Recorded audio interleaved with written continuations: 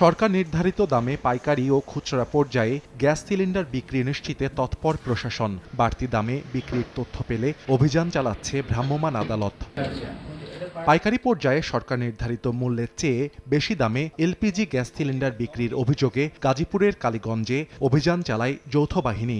অভিযোগের প্রমাণ পাওয়ায় বিএম এনার্জি এলপি গ্যাস প্লান্টকে ৩ লাখ টাকা জরিমানা করা হয়। সরকার কর্তৃক নির্ধারিত যে দাম রয়েছে তার থেকে অধিক মূল্যে পাইকারি পর্যায়ে সিলিন্ডার গ্যাস বিক্রি হচ্ছে।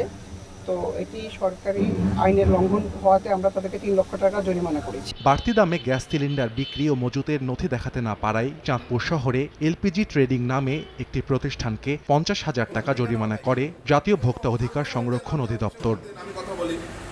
এদিকে চুয়াডাঙ্গার দর্শনা বাজারে মেয়াদোত্তীর্ণ ওষুধ বিক্রি ও সংরক্ষণের অভিযোগে মেহেক মেডিসিনকে ১৫,০০০ টাকা জরিমানা করা হয়।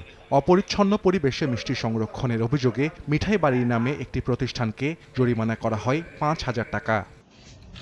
এছাড়া গাইবান্ধার গোবিন্দগঞ্জে অবৈধভাবে সীসা গলিয়ে পরিবেশ দূষণের অভিযোগে আদর্শ ব্যাটারি হাউসকে ২ লাখ টাকা জরিমানা করেন নির্বাহী ম্যাজিস্ট্রেট তামশিদ ইরাম খান। একই সঙ্গে কারখানাটির বিদ্যুৎ সংযোগ বিচ্ছিন্ন করা হয়। সাহাল আব্দুল্লাহ আলভি, সময় সংবাদ।